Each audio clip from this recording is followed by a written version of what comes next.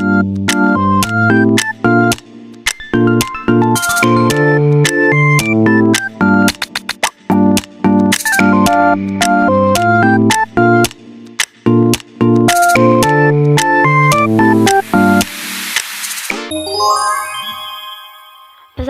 merupakan lembaga pendidikan Indonesia tertua dan asli Indonesia, telah ada jauh sebelum Indonesia ada. Pesantren adalah sebuah lembaga pendidikan Islam yang santri-santrinya tinggal bersama dan belajar di bawah bimbingan guru yang lebih dikenal dengan sebutan kiai, dan mempunyai asrama untuk tempat menginap dan membina kehidupannya serta masjid sebagai pusat kegiatannya. Komponen-komponen inti sebuah pesantren yaitu kiai, santri, asrama atau pondok, masjid, dan pengajaran kitab-kitab klasik atau kitab kuning. Dalam pendidikan agama, pesantren berfungsi sebagai memberi jalan atau cara yang sebaik mungkin dalam mentransfer ilmu agama, terutama menyangkut nilai-nilai yang terdapat dalam Islam.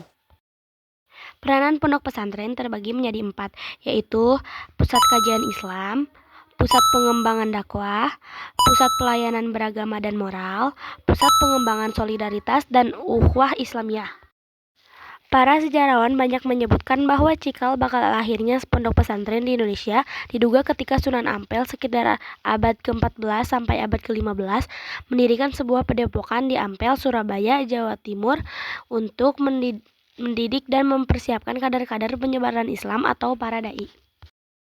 Pesantren memiliki peranan yang sangat penting dalam dakwah Islam di Indonesia karena pesantren sebagai pusat pendidikan ilmu-ilmu agama Islam atau tafakuh fiddin, tempat pendidikan dan pengkaderan para ulama dan dai, ulama, santri, dan pesantren anti penjajahan, dan terlibat secara nyata dalam perjuangan bangsa merebut, mempertahankan, dan mengisi kemerdekaan. Karena pengaruh perkembangan ilmu dan teknologi serta tuntunan zaman, saat ini pesantren-pesantren banyak melakukan adaptasi pada metode pendidikan dan administrasinya. Sehingga secara fakta pesantren ada 3 tipe, yaitu tradisional atau salafiyah, modern atau khalaf, dan kombinasi salaf dan khalaf.